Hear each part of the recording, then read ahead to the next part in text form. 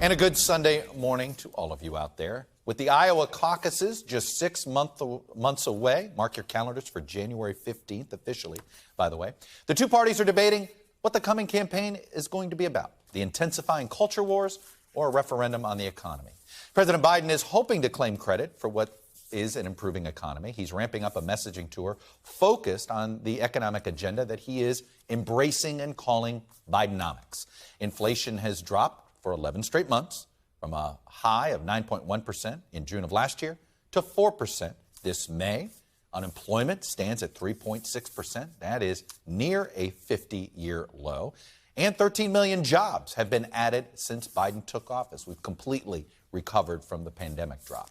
But the American public is not feeling it. Just 34% of Americans approve of Biden's handling of the economy in a recent AP poll that was released at the end of June. And only 20% of voters believe the nation is on the right track, though voters have not felt good about the direction of the country for over a decade. And Biden is trying to persuade voters that the economy is better than they think it is. And guess what? Bidenomics is working.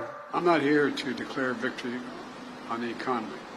I'm here to say we have a plan that's turning things around quickly. It's about growing the economy from the middle out and the bottom up. Today's job shows that, jobs report, shows that Bidenomics is working. Now, this is actually a familiar pivot for incumbent Democratic presidents in the last 30 years. Both Bill Clinton and Barack Obama had to make the case that their economic policies were working to a skeptical public as they were vying for a second term. And it's a necessary pivot for the Biden campaign.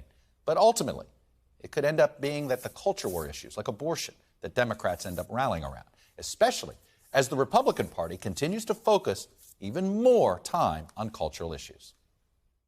School bureaucrats do not know better than parents. We've got to go and defeat them from the ground up and let them know that we are not going to have this indoctrination in there. We are going to end men joining women's teams.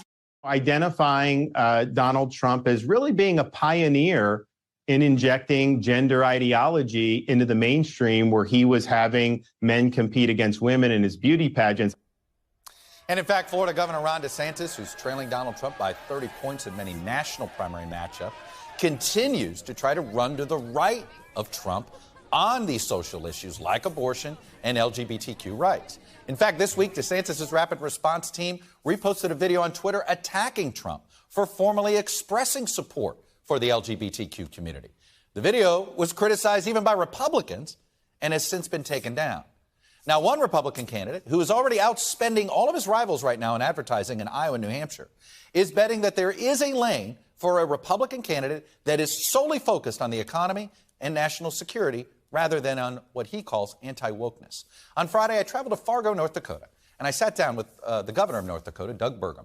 He's a 66-year-old former software exec and a two-term governor. And yes, he is self-funding much of his presidential campaign right now. In April, Burgum signed a law that did ban abortion at 6 weeks, and he has signed 8 bills into law that has been pushed by his very conservative legislature that limits the rights of transgender North Dakotans. But at the same time, he is arguing that Republicans will do better in 2024 if they focus solely on pocketbook issues. Thanks for watching our YouTube channel. Follow today's top stories and breaking news by downloading the NBC News app.